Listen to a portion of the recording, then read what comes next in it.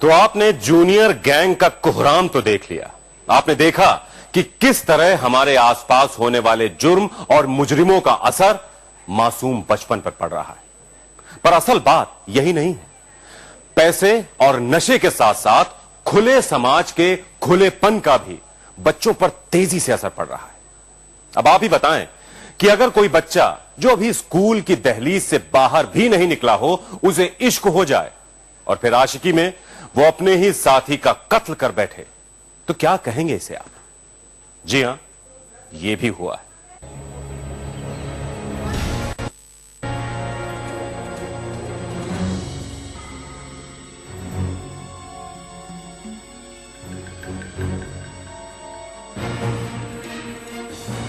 नौजवानी की उम्र और मासूम मोहब्बत का मेल इतना खतरनाक हो सकता है, राजीव ने ये सपने में भी नहीं सोचा होगा।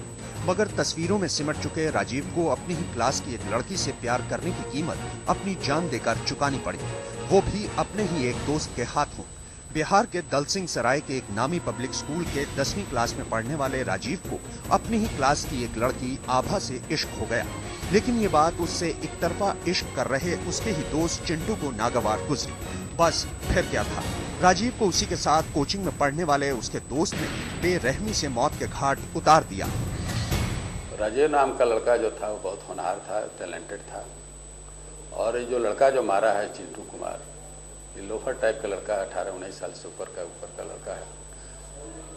चिंटू, राजीव और एक आभा नाम की लड़की है, तीनों आदमी आभा के मकान में ऊपर कोचिंग में पढ़ते थे साथ साथ।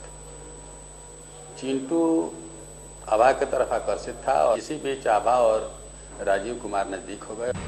राजीव और आभा साथ साथ एक ही स्कूल में पढ़ते थे। इसी दौरान चिंटू आभा से एक तरफा इश्क कर बैठा। उसने अपने इश्क के चर्चे स्कूल और कोचिंग में भी फैला दिए थे। लेकिन आभा चिंटू के बजाय राजीव को चाहती थी।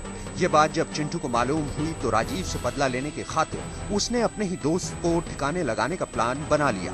ऐसा प्लान जिसने उसे एक के बाद एक कई जुर्म करने पर मजबूर कर दिया। हम सहमत हैं इसे कि चूंकि सभी दोनों मरासो लड़की पढ़ते, दोनों तीनों स्कूल सेंट जोसेफ में पढ़ता था लोग, तो प्रेम तो वहीं से आरंभ हुआ है, स्कूल से ही या कुछ कोचिंग से भी हुआ है। जो आभा के मकान में कोचिंग चलता था उसमें भी प्रेम, मैंने एक दूसरे को निकट आने का अवसर, प्लेटफॉर्म मिल गया। आभा से करीब हो रहे राजीव को ठिकाने लगाने के लिए चिंटू ने बाकायदा शातिर अपराधियों की तरह एक प्लान बनाया। पहले तो उसने शहर के बाहरी इलाके से एक शख्स की मोटरसाइकिल और उसका मोबाइल छीना और फिर इन्हीं के जरिए राजीव को ठिकाने लगाने की साजिश रच डाली। उस रात चिंटू ने पहले तो आभा के बारे में बात करने के बहाने राजीव को बुलाया और फिर उसी मोटरसाइकिल पर बैठाकर एक सुनसान जगह पर ले गया। इसके बाद चिंटू ने साथ लाए हथियार से राजीव को गोली मार दी। गोली चूंकि सर से सटाकर चलाई गई थी, लिहाजा राजीव की मौके पर ही मौत हो गई। गिरफ्तारी के समय उसने स्वीकार किया, चिंटू ने मेरे सामने, कि सर हमने पता नहीं चला कि हम क्या कर दिए। दोनों दोस्त थे? दोनों हमारे गहरे दोस्त थे, एक दूसरे के यहाँ जाना आना, ठहरना, खाना पीना, घूमना फिरना।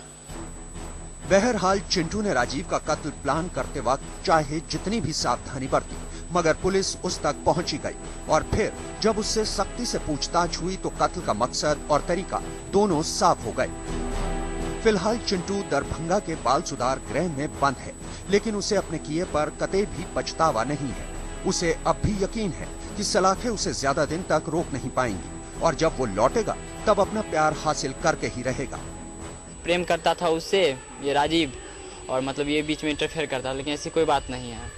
जहाँ तक प्रेम की बात है तो मान के चलिए आभा के घर मेरा आना जाना था, मतलब बहुत ऐसे प्रूफ है जो मैं प्रूफ कर सकता हूँ कि उसके साथ मेरा प्रेम था। ये मुझे मालूम नहीं, पता नहीं, शक हुआ सबको जो शायद मैंने किया होगा ऐसा, लेकिन इस हत्याकांड से हमको कुछ लेना देना नहीं है।